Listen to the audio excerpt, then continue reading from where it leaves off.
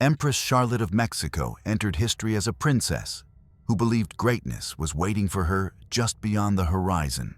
Raised in the silent halls of the Belgian court, where her mother died too early and her father's affection stayed locked behind a wall of frost, Charlotte grew up convinced that only a crown could fill the emptiness left behind. When she married Archduke Maximilian, the most charming and idealistic prince of his generation, she thought she had finally found the ship that would carry her toward destiny. And when the Mexican throne was offered, she didn't see danger. She saw a promise, a chance to become the queen she had always imagined in her loneliest childhood hours. But an empire built on foreign bayonets cannot withstand the echo of rifles at Querétaro. When Maximilian fell to a firing squad, Charlotte didn't die. She fractured. Her mind retreated, rebuilt, and created a Mexico where her husband still lived, still ruled, still loved her. For the next 60 years, while the world raced toward modernity, she wandered through the corridors of that vanished empire, forever waiting for a man who would never walk through the door again. Charlotte of Belgium began her life surrounded by grandeur, but almost nothing about her childhood felt warm. Born on June 7, 1840, into the glittering but emotionally barren court of King Leopold the Fertern, she grew up in a world where silence held more power than affection. The marble floors, the embroidered draperies, and the endless ceremonies gave the illusion of stability. Yet beneath it all lay a cold truth. Charlotte was a child raised inside a palace that echoed more with duty than with human closeness. Her mother, Queen Louise of Orléans, had been the only gentle presence in her early years, intelligent, artistic, soft-spoken, and one of the few people who could see through the stiff armor of royal life. But she died when Charlotte was only 10, leaving behind a daughter who suddenly found herself standing alone inside an empire of unspoken expectations. The death carved a permanent hollow in Charlotte's world. Leopold, a brilliant political tactician, but a notoriously distant father, was incapable of providing the comfort or warmth she desperately needed. His love was measured in responsibilities, not embraces. For him, Charlotte was less a child to be nurtured and more an heir to be shaped. Another piece on the chessboard of European dynasties. The absence of emotional tenderness created a profound contradiction inside her. She learned to wear the disciplined mask expected of a princess while carrying a sorrow that seemed older than her years. Courtiers often noted her unusual seriousness, her piercing intelligence, and her almost uncanny composure. Yet they also described a sadness in her eyes, something that flickered whenever she thought no one was watching, as if she were already aware that her childhood had ended too soon. Charlotte coped with solitude in ways that set her apart from other royal children. While many enjoyed playtime or social gatherings, she withdrew into books, devouring histories, biographies, and romantic tales of distant lands. Reading became her refuge, a doorway into worlds where queens were loved, where kingdoms were earned through bravery, and where destiny could be rewritten. These stories planted a quiet but powerful belief inside her that she, too, was meant for something extraordinary. In the silence of her private chambers, she imagined thrones far away from Belgium, crowns heavier and more meaningful than the ceremonial duties she witnessed around her. Over time, these fantasies hardened into conviction. Her environment only reinforced this internal longing. The Belgian court, still young and insecure in its political legitimacy, was obsessed with projecting power and discipline. Emotion was a luxury, one that few could afford. Charlotte absorbed these values like winter air, cold, sharp, and inescapable. She grew into a young woman who carried herself with rigid poise, who spoke with clarity and determination, and who believed that serving a grand purpose was the only path to personal fulfillment. But beneath her polished exterior lived a girl who had learned too early that affection was conditional, and that importance was the only currency that guaranteed survival. As she entered adolescence, the imbalance between her emotional needs and her royal upbringing deepened. Charlotte excelled in languages, politics, theology, and geography, her mind shining with the relentless curiosity of someone searching for meaning. She became known for her sharp memory and analytical thinking, traits that impressed visiting dignitaries. Yet these talents did not bring her joy. Instead, they intensified her sense of isolation. She felt increasingly like an observer of her own life, present but disconnected, admired but not truly understood, surrounded by people but rarely touched by genuine love. This emotional hunger shaped her understanding of destiny. She didn't simply want to be part of a royal family. She wanted a role that justified her existence. She longed for a throne, not because of vanity, but because she believed queenship would finally make her feel whole. It would give her purpose, identity, and perhaps even affection from a world that had always withheld it. This quiet desperation made her vulnerable to dreams of faraway kingdoms. It created the conditions for a tragedy she could not yet imagine, because it convinced her that happiness lay somewhere beyond the borders of Belgium. Waiting, shining, promised. Those closest to her noticed this shift, but misunderstood it. They saw discipline where there was loneliness, ambition where there was yearning, and confidence where there was fragility. Charlotte had learned to hide her wounds behind an almost impenetrable composure. But emotional wounds that go untreated do not disappear. They follow, accumulate, and eventually shape the choices one makes. When, years later, Archduke Maximilian of Austria appeared in her life with charm, imagination, and the promise of a brighter destiny, Charlotte's childhood illusions and her unresolved grief converged in a way that made the future feel inevitable. He was not only a man she admired. He represented the possibility of becoming the queen she had always believed she needed to be. Thus, before Charlotte ever set foot on Mexican soil, before she tasted the bitterness of betrayal or felt the crushing weight of loss, the seeds of tragedy were already rooted deep inside her. She was a princess raised in palaces of marble and frost, intelligent, sensitive, and profoundly lonely. And nothing is more dangerous for a future empress than a heart that has been taught that love must be earned through greatness. Charlotte's marriage to Archduke Maximilian of Austria was not simply a royal union. It was the turning point where her longing for purpose met a man whose dreams were as brilliant and unstable as her own. When she first met Maximilian, he struck her as everything her father was not. King Leopold's world was built on strategy, cold calculation, and emotional distance. Maximilian's world, by contrast, shimmered with imagination. He loved botany, poetry, architecture, the sea, things that belonged to a gentler universe than the one Charlotte had known. He had the air of a man who belonged in stories rather than on political maps. And for a young woman raised on fantasies of distant kingdoms, he looked dangerously close to destiny.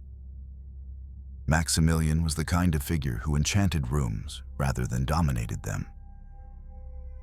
He spoke passionately about reforming the navy, modernizing society, and creating a more humane vision of monarchy, ideas that marked him as the idealistic Habsburg, an outlier in a dynasty defined by discipline and tradition. But beneath his charm lived the same frustration that Charlotte felt. He was a younger brother overshadowed by a stricter, more pragmatic sibling, Emperor Franz Joseph. Just as Charlotte had grown up in the shadow of an emotionally distant father, Maximilian lived in the political shadow of a brother who saw his grand ideas as inconvenient distractions. Their mutual longing for recognition created an immediate connection. Each saw in the other a promise of the destiny they felt denied. For Charlotte, Maximilian represented more than affection. He was the key to becoming the queen she had spent her life imagining. Not because she sought power for its own sake, but because queenship felt like the only way to answer the loneliness carved into her childhood. Maximilian, in turn, admired Charlotte's discipline, intelligence, and steadiness, qualities that balanced his own airy idealism. He needed someone who could anchor him, someone who believed in him fiercely enough to turn his vague dreams into reality. Together, they formed a partnership built on mutual need, mutual admiration, and a shared hunger to be more than supporting characters in the great theater of European politics. Their marriage began with genuine warmth. Letters written during their early years show a couple deeply engaged with each other's hopes and frustrations. They traveled, talked endlessly, and dreamed up futures that felt far bigger than the constrained world they lived in. Charlotte reveled in her new role as a Habsburg Archduchess, finally stepping into a stage large enough for the confidence she had never been allowed to fully express. Maximilian loved the admiration she offered him, a kind of unwavering faith he had rarely received from his family. For a while, their union looked like a sanctuary, a place where both partners believed they could escape the suffocating expectations of their dynasties. But beneath the romance, cracks began to form. Charlotte soon discovered that Maximilian's charm came with restlessness. He moved quickly from passion to passion, from project to project, always convinced the next idea would finally prove his worth. He designed palaces, drafted reform plans, proposed naval expeditions. Yet many of these ambitions fizzled under political pressure or lack of support. Franz Joseph viewed his younger brother as a dreamer rather than a threat, but that condescension stung Maximilian deeply. Charlotte witnessed his disappointments and doubled her determination to help him carve out the kingdom he believed he deserved. Her love became interwoven with ambition. Her ambition fused with the belief that she had a duty to help him rise. Maximilian, for his part, began to rely on Charlotte's strength in ways that foreshadowed the tragedy to come. Whenever his hopes faltered, it was Charlotte who urged him forward, who reminded him that greatness often required defiance. Without realizing it, she became the engine driving both their destinies, and the anchor that kept Maximilian from retreating into resignation. She believed in him more completely than anyone else in his life. That belief was intoxicating for a man who constantly lived in the shadow of his imperial brother. By the early 1860s, however, the limits of their European life were becoming painfully clear.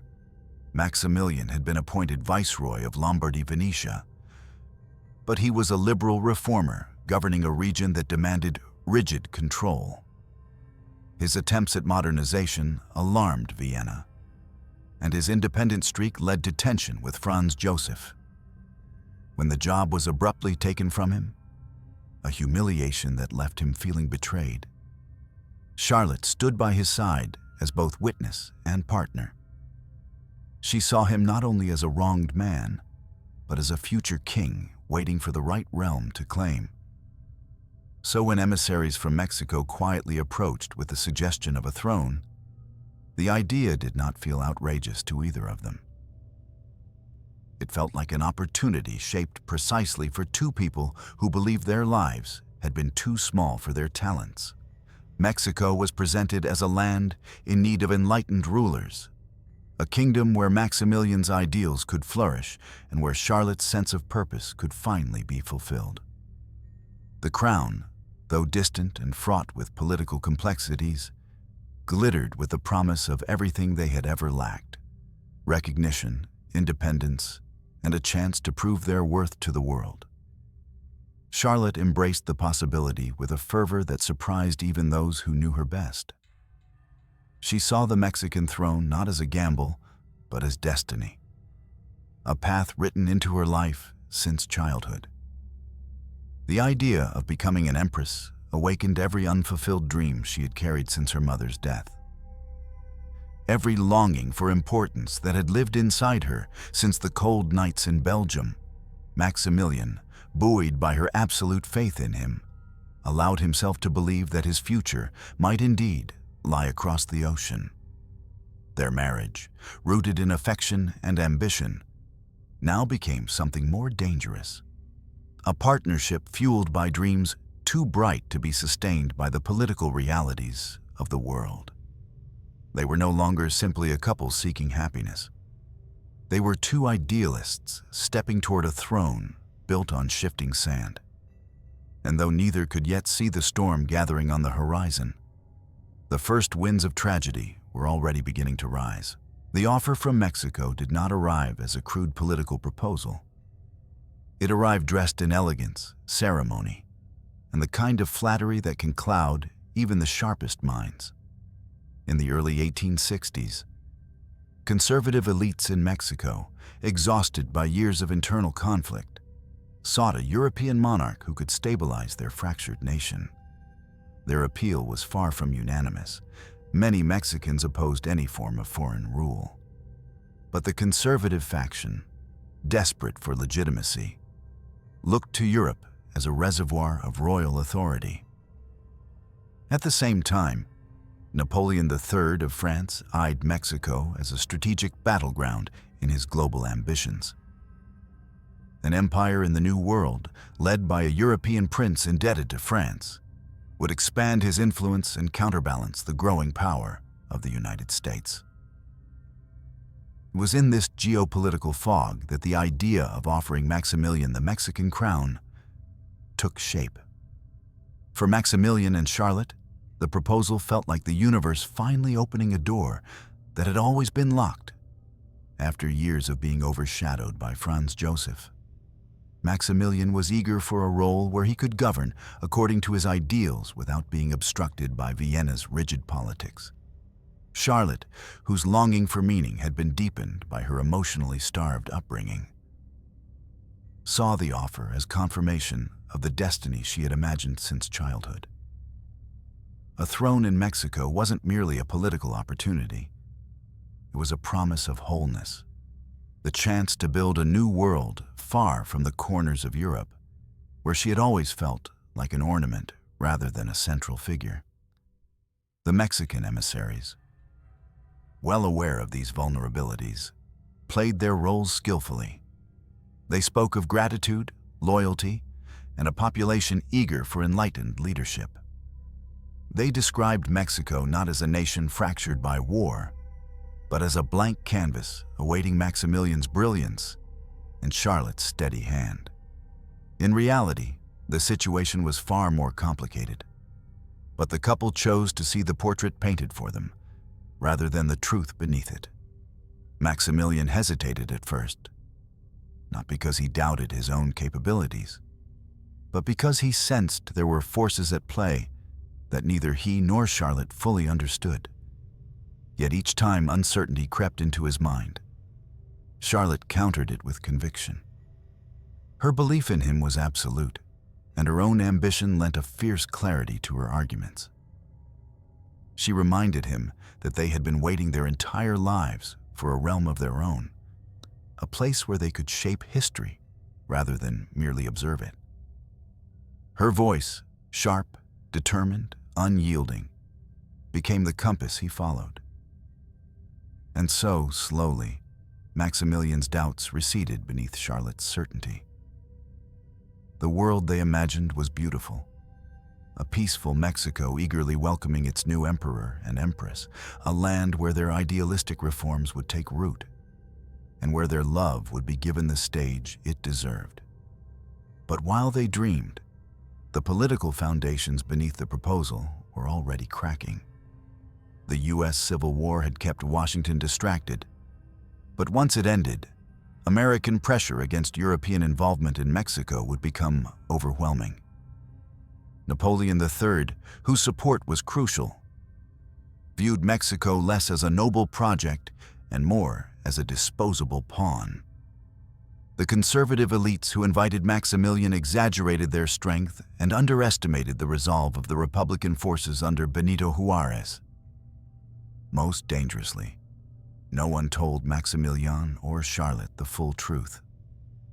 A foreign crown cannot be planted in a land where the majority of people do not want it. Still, the illusion was irresistible. The couple imagined themselves as builders of a new empire, one that would unify Mexico and bring prosperity through modernization. They envisioned palaces bathed in sunlight, reforms welcomed with open arms, and a monarchy that would be remembered for its benevolence. It was a dream woven from sincerity and ignorance in equal measure. And as the dream grew, the distance between fantasy and reality widened. Even members of the European courts tried to warn them subtly, hinting that the plan was risky, that Mexico was unstable, that France's support could evaporate with a single political shift. But these warnings were no match for the intoxicating promise of a throne. Charlotte, who had spent her childhood longing for purpose, clung to the vision with near religious fervor. Maximilian, wounded by past humiliations, embraced the idea as his chance to finally prove his worth. When the decision was made, it felt to both of them like divine affirmation. They accepted the Mexican crown, surrounded by ceremony, trumpets, and grand speeches. Newspapers across Europe printed portraits of the handsome couple embarking on their noble mission. Audiences applauded, politicians nodded politely, and diplomats whispered among themselves that the entire venture was doomed. Charlotte and Maximilian boarded their ship with hearts full of hope, unaware that they were walking willingly toward a tragedy that would define the rest of their lives. As the vessel pulled away from the European coast, Charlotte stood on deck, watching the familiar world shrink until it was swallowed by the horizon. She believed she was leaving behind a life that had never quite fit, stepping boldly into the one she had been born for. But the sea had its own way of telling the truth. The waves slapped against the hull with a slow, rhythmic warning, as if reminding them that empires built on illusions do not survive the first storm. The sky shifted, the wind grew heavier, and the ship creaked like a reluctant accomplice to a fate it could not alter. Charlotte felt the excitement of the journey, but beneath it flickered something else, an unease she could not name. It was the faint sense that the world she was sailing toward was not the dream she had been promised, but the beginning of a story where ambition and vulnerability would collide with consequences neither she nor Maximilian could escape. And yet she pressed on, for in her mind, the dream was already real, already alive, already hers. Mexico was not a distant land full of political turmoil. It was her kingdom waiting just beyond the horizon. Had she looked deeper into the waters or listened more closely to the murmurs in European courts, she might have sensed what was coming. But destiny, once believed in too fiercely, has a way of drowning out every warning. The moment Maximilian and Charlotte set foot in Mexico in 1864, the illusion they had carried across the ocean began to crumble, grain by grain. From the deck of their ship, the landscape had looked magnificent. Rolling mountains, bright skies, and crowds arranged to cheer for the new imperial couple. Yet beneath the ceremonial arches and orchestrated welcomes, the truth glimmered like a blade just beneath the surface. This was not a unanimous coronation. It was a performance arranged by conservative elites, bolstered by French troops and sustained by political desperation rather than genuine national support. Mexico was a land still scarred from decades of internal conflict. And the empire Maximilian had been promised existed more on paper than in the hearts of the people. At first, Maximilian remained buoyed by optimism. He believed he could reconcile Mexico's divisions through his reformist ideals. But his very ideals, abolishing child labor, restricting forced indigenous tribute, protecting peasant land rights, alienated the conservative faction that had brought him there. The conservatives had expected a figurehead, a royal stamp for their agenda.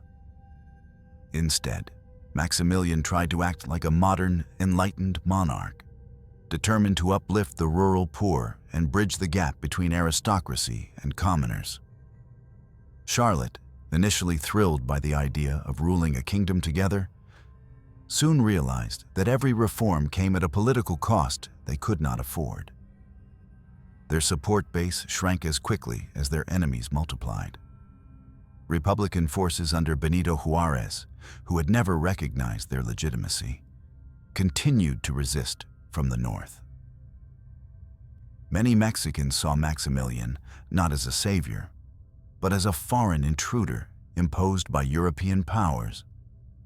The French troops on which their authority depended became the empire's brittle spine. Without them, the royal couple had little control beyond the walls of their palaces. And yet, the court in Mexico City did everything it could to mask this fragility. Lavish balls, carefully staged ceremonies, processions that mimicked European grandeur. Charlotte, always poised, perfected her role as empress, projecting confidence even when accounts showed a treasury drained dry and when ministers whispered about rebellions rising in the countryside. Behind closed doors, Charlotte felt the pressure mounting with every passing month. She read reports of villages refusing imperial decrees, of guerrilla forces gaining ground, of French commanders sending increasingly pessimistic letters back to Paris. She watched Maximilian struggle between his noble intentions and the harsh reality of a nation that could not be ruled through idealism alone. He was too kind to be a tyrant, too hesitant to be decisive, and too far removed from the Mexican experience to understand what the people truly needed. Charlotte's childhood belief that destiny would protect her began to fray. She saw the cracks widening around them, like fissures in a foundation that had never been solid. But she refused to give up. Charlotte worked tirelessly, meeting local leaders, studying the country's history, writing letters to European allies, and trying to build a coalition strong enough to hold their empire together. She threw herself into the work with a desperation born from fear and guilt. She had urged Maximilian to take the crown, convinced that it was their chance to reshape their lives. Now she felt personally responsible for holding the collapsing monarchy upright, even as it leaned dangerously toward ruin. Her resolve hardened into something almost fierce, a determination that masked growing anxiety. She began sleeping less, eating irregularly, and carrying the weight of the empire on her narrow shoulders. The world around them continued to shift, largely outside their control. The American Civil War ended, and the United States, long opposed to European intervention in the hemisphere, applied massive diplomatic pressure on Napoleon III to withdraw his troops. France, losing interest in the Mexican project and facing its own internal challenges, began quietly pulling back support. Charlotte sensed the betrayal before Maximilian did. She saw the way French officers avoided direct answers, the silence in letters from Paris, the sudden coolness in diplomatic receptions. She had lived her whole life reading the language beneath appearances. She recognized abandonment long before it was spoken aloud. Inside the palace, the atmosphere grew brittle. The imperial court tried to maintain normalcy, but the tension seeped through every corridor. Advisors argued over strategy, ministers feared assassination, and foreign diplomats began distancing themselves from the imperial couple, sensing the imminent collapse. Charlotte felt as though she were witnessing her future fall apart in slow motion. She saw the empire shrinking not just geographically, but spiritually. The optimism that had carried her across the Atlantic drained from her like water through a cracked vessel. Maximilian, despite his intelligence and good intentions, seemed unable to see that the empire was not his to save. He clung to hope, to the belief that ideals could triumph over reality. He believed that if he remained steadfast long enough, Mexico would eventually accept him as its ruler. Charlotte knew better. She saw the hostility in the eyes of crowds that once greeted them with rehearsed enthusiasm. She read reports of entire provinces declaring allegiance to Juarez. She understood that the moment France withdrew, their empire would collapse like a paper crown. And yet, she refused to retreat into despair. Instead, her resolve sharpened into something almost haunting. She became Maximilian's strategist, his protector, his last line of defense against the political storms closing in on them. She wrote letters deep into the night, pleaded with ambassadors, and demanded answers from anyone she suspected of wavering. Her ambition, once tied to dreams of a radiant future, now fueled her desperation to prevent the disaster she felt approaching. But ambition without power is a cruel companion. Charlotte's efforts could not reverse the reality that the empire was built on foreign bayonets, not on the will of the people. In the end, no matter how hard she fought, she could not change the truth she felt pressing against her.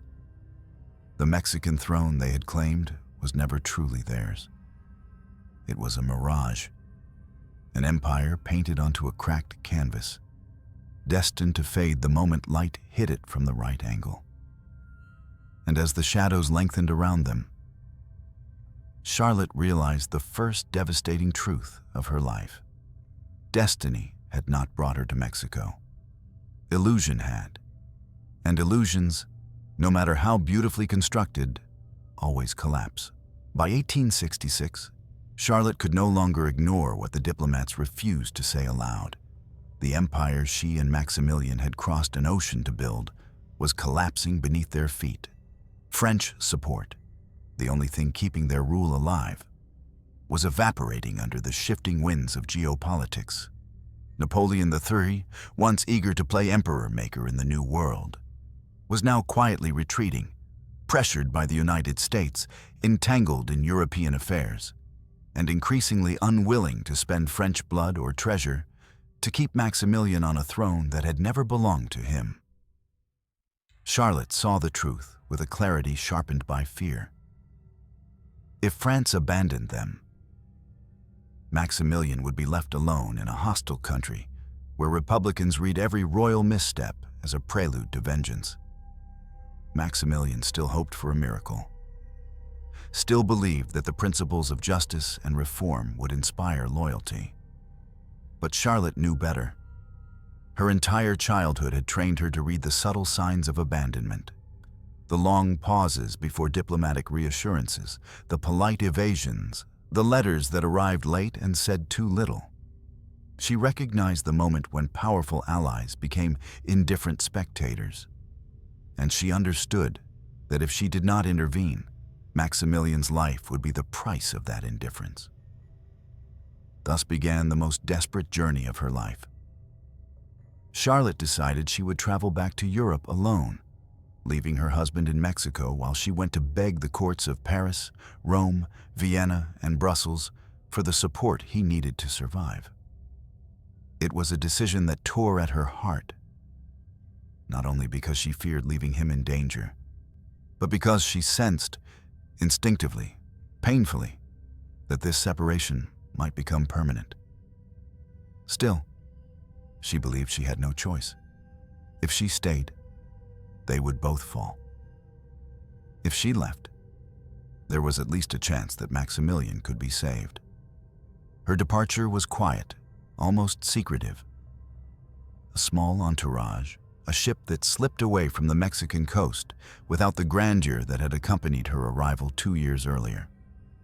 The sea voyage was a cruel mirror of the first one.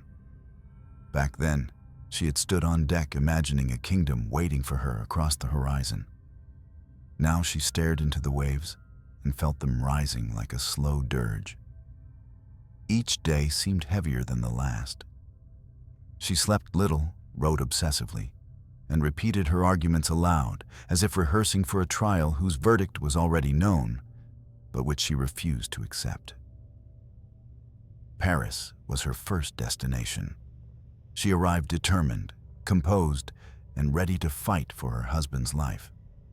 But the Napoleon III she met was not the confident architect of empire she had once admired. He was evasive, burdened, and visibly unwilling to re-enter the Mexican quagmire. Charlotte argued with all the force of a woman who felt the ground disappearing beneath her. She reminded him of his promises, of the blood already spilled in the name of his ambition, of the moral debt he owed to the man he had placed on the Mexican throne. The emperor listened politely, nodded with diplomatic sorrow, and offered nothing. His court, once full of flattery and assurance, now treated her like an inconvenient memory of a failed experiment. Each closed door chipped away at her hope. From Paris, she traveled to Rome, believing that if political support failed, perhaps moral authority might still come to Maximilian's aid. But the Vatican, cautious and entangled in its own political struggles, could offer only sympathy. Pope Pius IX received her with kindness, but kindness is a poor substitute for armies. Even during their audience, Charlotte felt the world tilting under her. Her nerves were frayed, her exhaustion severe, and the fear that had accompanied her across the ocean now shadowed her every breath. She began refusing certain foods, convinced they might be poisoned. She mistrusted courtiers, servants, even shadows cast by the palace lamps. Her mind, stretched beyond its limits, started to unravel. In Vienna, where she hoped for the support of Maximilian's brother, the response was even colder. Emperor Franz Joseph, always pragmatic, saw no reason to salvage an empire doomed from its inception. He had never fully approved of Maximilian's acceptance of the Mexican crown, and he had even less desire to involve Austria in the fallout. Charlotte found herself navigating gilded corridors that now felt like icy labyrinths. Each conversation was another refusal, another reminder that she and Maximilian had always been alone in their dreams. Her appeals grew increasingly frantic, her letters longer and more desperate. She wrote as if she could force destiny to change through sheer will. But desperation has its own cost. Charlotte began to break, not suddenly, but like a sheet of glass cracking one hairline fracture at a time. She stopped sleeping, convinced that assassins were lurking outside her chambers. She tasted every drink with suspicion.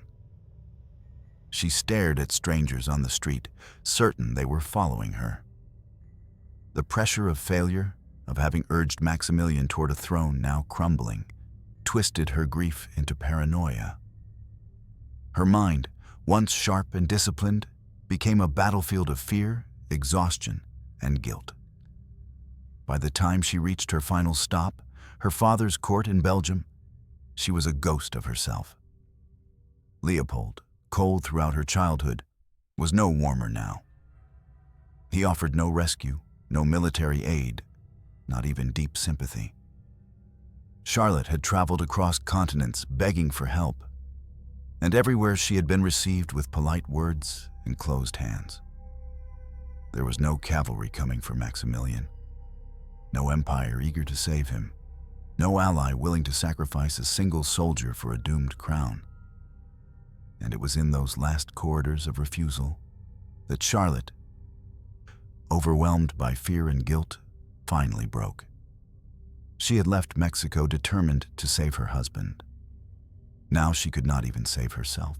Rome became the place where Charlotte's tightly wound composure finally snapped. A breaking point that had been approaching for months, perhaps years, but which arrived with a violence no one around her fully understood. When she first arrived in the Eternal City, she still carried herself like an empress fighting for her husband's life. Upright posture, meticulous arguments, and a desperate yet controlled urgency. But beneath the surface, her exhaustion had grown into something more dangerous.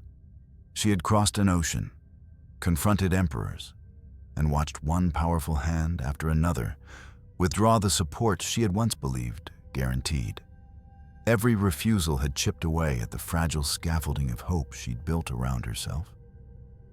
And by the time she stood before the Vatican's gates, she was held together only by force of will and the rigid sense of duty that had shaped her since childhood. At the Vatican, she pleaded for assistance, not ceremonial sympathy, but concrete intervention that could save Maximilian from the trap tightening around him in Mexico. Yet she quickly sensed hesitation in every smile, reluctance in every diplomatic reassurance, and caution in every phrase. Her nerves, shredded by fear, interpreted these hesitations as danger. She began to imagine conspiracies, not because she was irrational, but because her world truly had become one where promises crumbled and allies turned to shadows. In that hall of marble and gold, where silence carried more weight than honesty, Charlotte's mind, so disciplined, so controlled, began its irreversible descent. It started with small things. She refused water unless someone else tasted it first. She questioned the food placed before her. She insisted on changing rooms multiple times in a single night. What had begun as political anxiety transformed into personal terror.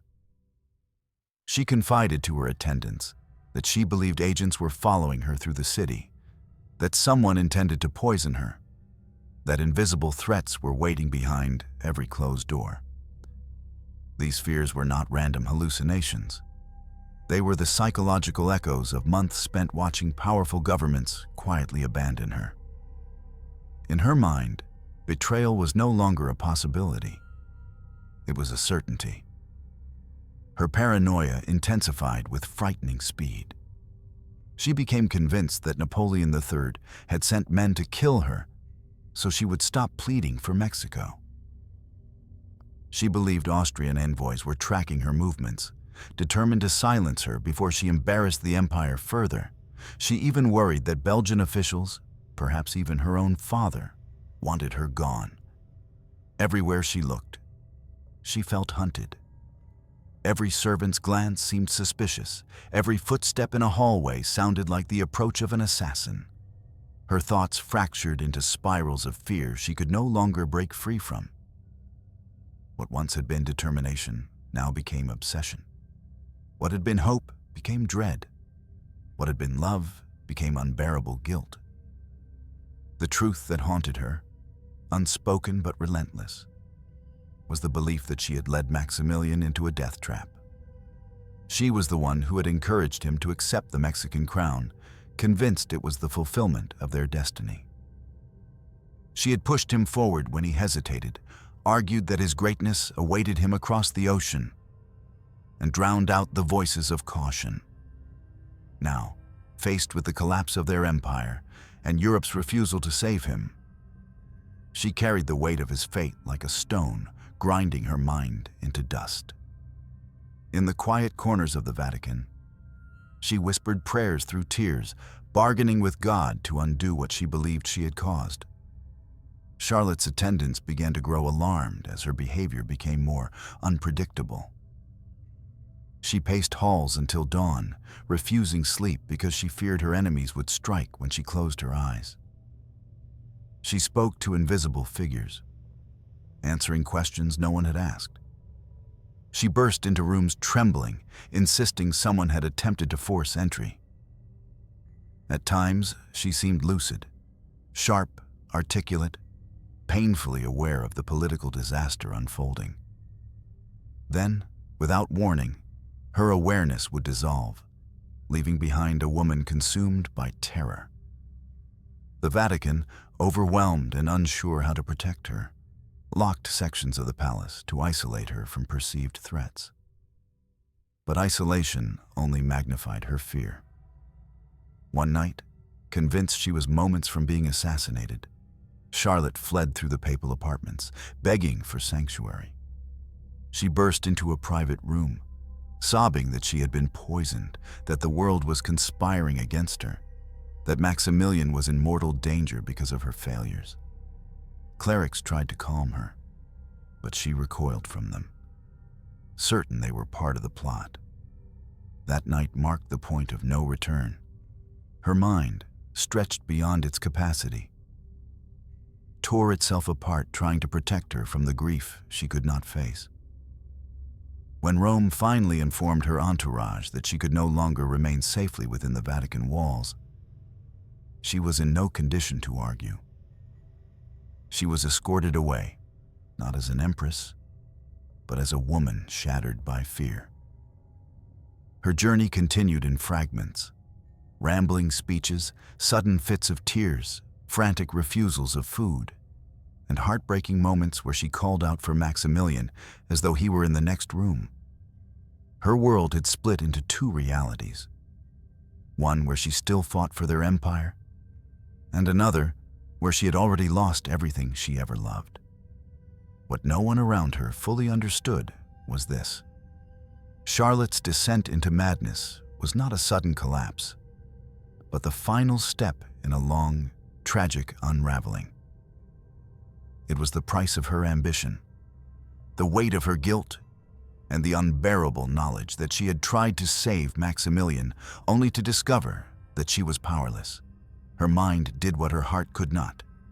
It retreated from reality, seeking refuge in delusion because the truth had become too devastating to bear. And somewhere beyond the ocean, in a country she would never see again, Maximilian's fate was already drawing toward its final, fatal hour. Charlotte did not learn of Maximilian's death in a single moment, delivered by a formal announcement or an official letter. History often imagines tragedies as clean, defined events, but her reality was far more fractured, more like a series of whispers that seeped through the walls of her mind until they shaped a truth too painful to confront directly. After her collapse in Rome, she was brought to Miramar, then to Laeken, and finally to Bouchoux Castle in Belgium, where the fragments of her sanity drifted like dust in the light. It was there, in a world already distorted by fear and paranoia, that news from Mexico began to reach her in broken, scattered pieces. Her caretakers, desperate to protect her fragile state, tried to keep the grim reports from Querétaro hidden. They whispered in hallways, intercepted letters, and instructed servants to avoid any mention of Mexico. But truth behaves like water. It finds its way through the smallest cracks. Charlotte sensed the shift in the air, the tense glances, the sudden silences, the way attendants flinched when she asked about Maximilian. Deep inside, she understood something terrible had happened. But understanding is not the same as accepting. Her mind, already splintered by guilt and exhaustion, refused to let the full weight of reality settle. When Maximilian was captured by Republican forces in May 1867, Charlotte felt it before she knew it. She woke at night screaming his name, insisting he was calling to her from across the ocean. She paced rooms, clutching a rosary so tightly that her fingers bled. She could not explain why she felt danger so acutely, only that she knew in the marrow of her bones, that the empire they had built was collapsing under a storm she could no longer control. When whispers reached Europe that Maximilian was to be executed, her attendants tried to distract her with gardens, music, and gentle conversation. But she sensed what they hid. Trauma sharpens certain instincts, even as it destroys others. The day of his execution, June 19, 1867, arrived like a silent earthquake. Thousands of miles away, Maximilian stood before the firing squad at Cerro de las Campanas, dressed in a black suit trimmed with gold. Witnesses later remarked on his composure, on the dignity with which he faced the rifles aimed at his chest. When the shots rang out, they did not only end the life of Mexico's last emperor. They detonated the last tether holding Charlotte to the shared world of ordinary human experience. But she did not receive the news formally. Instead, it traveled through Europe like a cold wind. Spoken in hushed tones, printed in newspapers tucked out of sight, relayed between diplomats who debated how to tell the broken woman who had once been an empress. Charlotte overheard a fragment of conversation one afternoon, something about Maximilian's final hours. Her reaction was not the sudden collapse one might expect. It was quieter, stranger, a deep internal tearing that did not manifest in screams, but in silence. She stood still for nearly an hour, staring at nothing, as though listening to a voice no one else could hear. Then came the guilt. Crippling, consuming guilt. To Charlotte, Maximilian's death was not the result of political machinations or geopolitical realities. It was her fault. She had urged him to take the Mexican crown. She had insisted that fate demanded it. She had pushed him toward a throne built on sand, convinced that love and destiny would protect them both. Now, in her broken mind, the firing squad's rifles had been loaded with her ambition, her dreams, her refusal to accept the quiet limitations life had given her. Unable to live with the truth, her mind created an escape, an alternate reality kinder than the world that had failed her. In this reality, Maximilian was not dead. He could not be. He was simply away, governing a distant province, traveling incognito, awaiting her letters, preparing to return. She began setting a place for him at dinner. She arranged her schedule as though she were still Empress of Mexico, holding imaginary audiences and receiving invisible envoys. Servants observed her speaking in soft tones to empty chairs, offering updates on matters of state, nodding as though listening to an unseen reply. Her delusion was not madness with violent edges. It was madness born from unbearable love. In her imagined Mexico, she could be reunited with the husband she believed she had failed. In that world, he was still alive because he had to be alive. The alternative would shatter what remained of her spirit. The human mind, when pushed to its limits, sometimes builds a refuge where sorrow cannot follow. Charlotte's refuge was a kingdom that no longer existed, ruled by a man who had already returned to the earth. Over time, this inner Mexico became more real to her than the world outside. She withdrew into its imagined corridors, its ceremonies, its rhythms. She waited for Maximilian as if he were simply delayed by matters of state. She wrote letters addressed to him, asked servants to prepare rooms for his arrival, and even expressed frustration when days passed without word. The people around her learned not to contradict these beliefs. To challenge them was to risk plunging her into overwhelming panic, as though pulling back the curtain on a wound too deep to expose. Charlotte's delusion was not simply madness. It was survival. It was the mind's last attempt to protect a heart that had been shattered beyond repair. And as the decades stretched on, her imagined empire remained frozen in time, untouched by history, untouched by loss. Mexico, in her mind, had not fallen. Maximilian had not died. And she, its empress, continued to rule a kingdom made entirely of memory and sorrow. This was not a life. It was an exile from reality. But for Charlotte, it was the only world where love had not been murdered by rifles on a distant hill. Charlotte's life after Maximilian's death did not unfold like a slow decline. It froze. Time, for her, stopped sometime in 1867, and everything that followed became a long echo of a moment she could not fully comprehend or escape. After her mental collapse in Rome and the devastating news from Querétaro, she was moved across Europe like a fragile relic, first to Miramar, then to Laeken, and finally to Buchu Castle in Belgium, where she would spend the remaining 6 decades of her life. The world outside her windows transformed radically.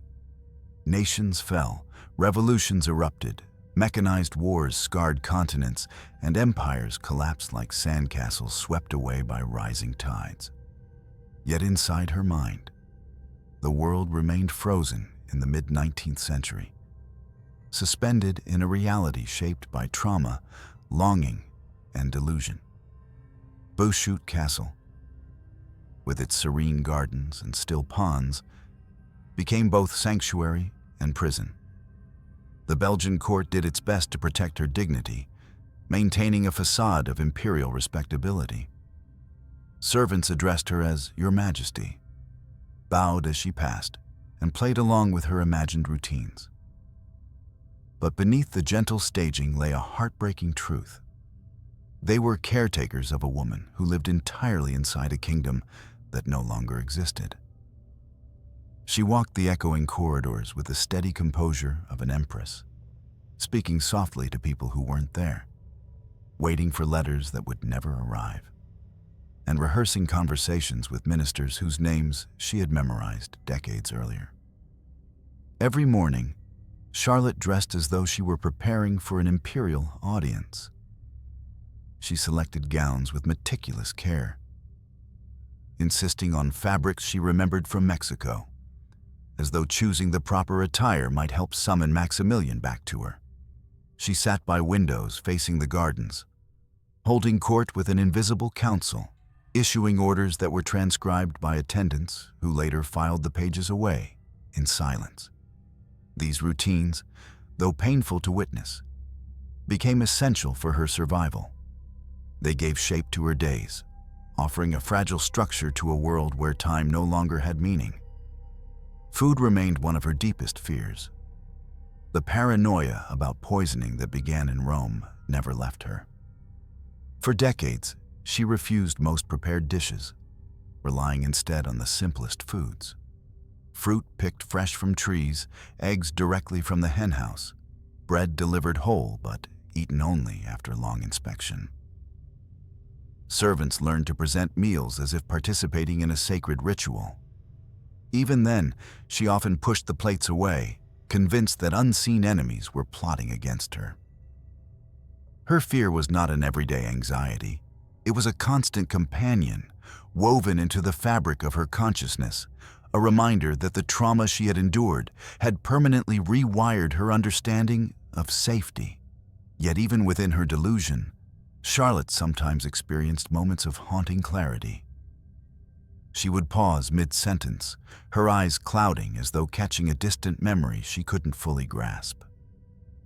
Once, she wandered into the castle gardens and stopped beside a pond, staring at her reflection as if seeing herself for the first time in years.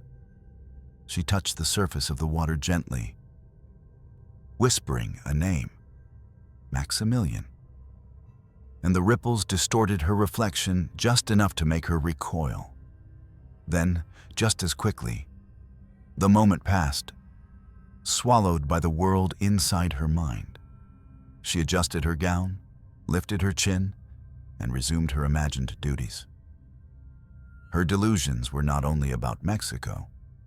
They included the rhythms of church bells, the cadence of political discussions with an absent husband, the ceremonial order of a court she now carried entirely within herself.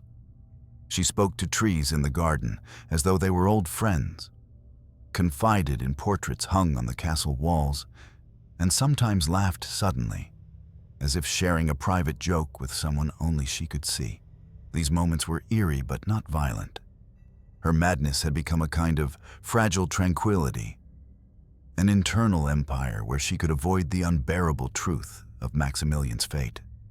The decades rolled on, and Charlotte existed at the margins of Europe's collective memory.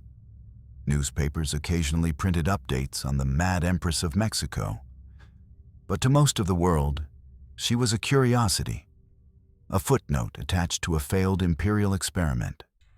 Inside Beauchou, however, she remained a living presence, a woman whose sadness seeped into the very walls. Servants changed over the years, generations coming and going, yet many reported similar impressions. That Charlotte's presence felt like a ghost wandering through its own lifetime. They described her as gentle, dignified, and unbearably sad, as though she lived between breaths, inhabiting a world that hovered just beyond and the reach of reality. The First World War thundered across Europe, but Charlotte barely registered the explosions that echoed in the distance. Soldiers marched, borders shifted, and Belgium itself suffered devastation. Yet none of this disturbed the rhythms of the kingdom inside her mind. Letters still needed to be sent, audiences still needed to be held, and Maximilian was still expected to return. She remained suspended in the 1860s, untouched by time's brutality. As she entered her 80s, her physical strength waned, but her delusions did not. If anything, they grew gentler. She spoke less of danger and more of reunion. "He will come soon," she told attendants, smiling faintly, her voice thin with age. It was a heartbreaking optimism, the kind that no one dared challenge. To contradict her meant reopening the wound she had spent 60 years trying not to touch. Charlotte's long life inside her private empire was not measured in seasons or decades, but in rituals, memories, and illusions. Fragile threads that held a broken mind together. And although the world had moved on, she remained the last living remnant of a dream that had evaporated long ago. In her imagination, she was still Empress of Mexico, still married to a husband who lived in the next room, still waiting for a kingdom that had vanished before she ever truly held it. Her madness was not violence. It was a monument to grief. And in the quiet halls of Beauchou Castle, it stood undisturbed for 60 years. By the time the 20th century dawned, Charlotte had become something almost mythic. An empress who lived in a twilight world, a woman suspended between memory and imagination. Outside the walls of Beauchou Castle, history surged forward with an unstoppable momentum. Europe industrialized, electrified, and modernized. Carriages gave way to automobiles, telegraph lines buzzed across continents, and the world she had once known faded into sepia-toned nostalgia. But none of this touched her. For Charlotte, time had stopped on the day Maximilian faced the rifles at Querétaro. Everything afterward was merely an afterlife, an existence she inhabited without participating in it, like a ghost wandering through a century that no longer included her. Visitors who came to Beauchou in those years often described the unsettling contrast between the world outside the castle gates and the world within. Beyond the moat, Belgian towns bustled with trams, new fashion, and the hum of modern life. Inside, Charlotte moved through rooms lit by candlelight because she mistrusted electricity. Servants still curtsied as though she were an empress, using titles that belonged to a vanished empire. Old furniture remained in place, not by accident, but because changing anything risked upsetting the fragile balance of her mind. To step into her presence was to step back in time, not metaphorically, but almost literally. Into the 1860s, she still inhabited with unwavering conviction. Her life in Beauchou unfolded with the same strange rhythm year after year. She continued to speak of Maximilian as though he were alive, sometimes scolding him gently for being away so long, other times smiling as she imagined him returning the next morning. She instructed attendants to prepare rooms for visiting officials, drafted imaginary decrees, and asked for updates on regions of Mexico that no longer acknowledged the existence of an empire. Whenever someone slipped and mentioned modern events, the appointment of new European rulers, technological advancements, or world conflicts, Charlotte shook her head, politely but firmly rejecting what she considered misinformation. "That is not correct," she would say, her voice calm but distant, as though correcting a minor historical error. Then she would return to her rituals, content in the reality her mind had built to protect her from grief.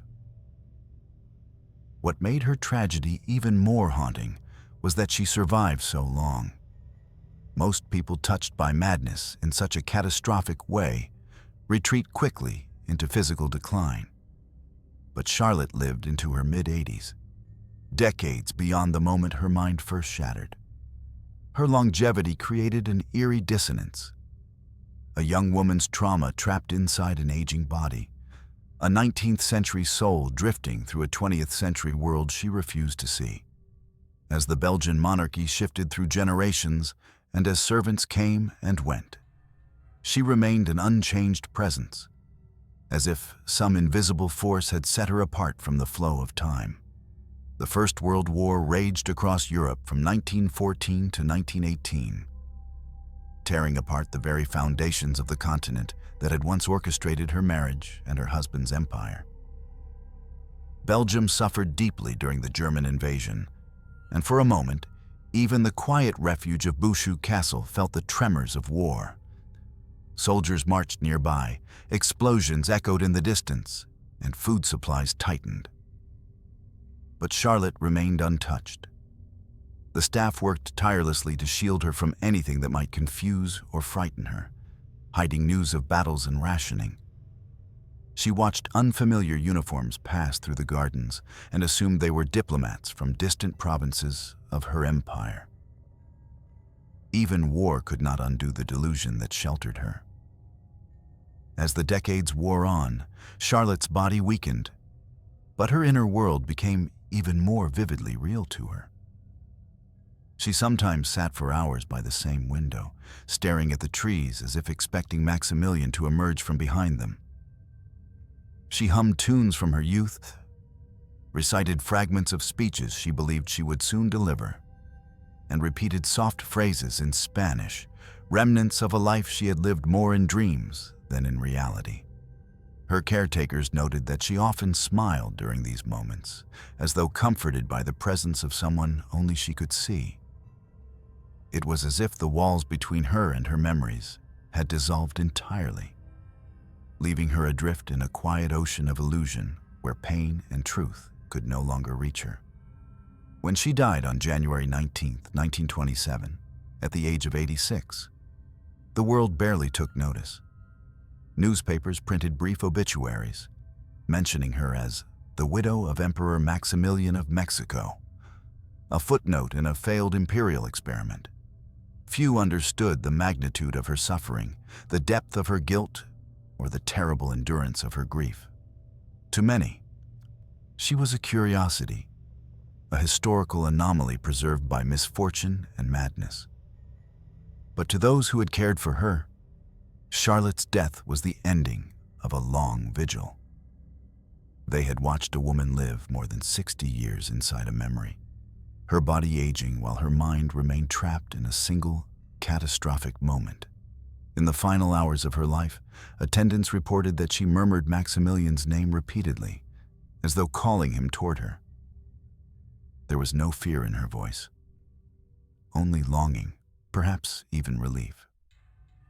For the first time since the 1860s, the divide between them was narrowing. In the quiet room where she lay, surrounded by faded portraits and the heavy air of forgotten royalty, Charlotte's breathing slowed, then stopped. Her passing was gentle, almost imperceptible, as though she were simply stepping through a doorway into the world she had been living in for decades. Outside, the century marched on. Cars rolled down roads she had never traveled, radios broadcast news she never heard, and new nations were forming from the ashes of old empires. But inside Bushut, something profound had ended. Not the life of an empress, but the final chapter of a soul that had been grieving for more than half a century. Charlotte did not die as the Empress of Mexico. She died as the last survivor of a dream that had died long before she did. Charlotte's life is often told as a cautionary tale about madness, but her story carries a deeper, more universal truth. She was not destroyed by weakness, nor by a flawed mind, but by the collision between human longing and political illusion. From childhood, she had been taught that love must be earned through greatness, that her worth depended on the crown she never truly possessed. Maximilian believed he could shape a new world with ideals alone, and she believed she could save him with devotion.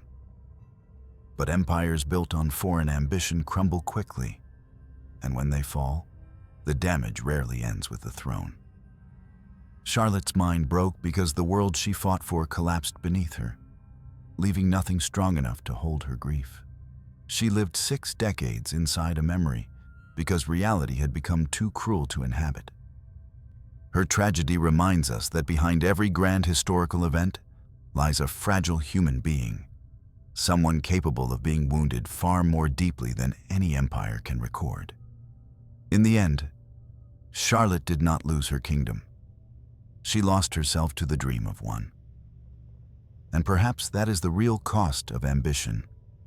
Not the battles fought, nor the thrones won or lost, but the souls that shatter quietly when history turns its back and walks away.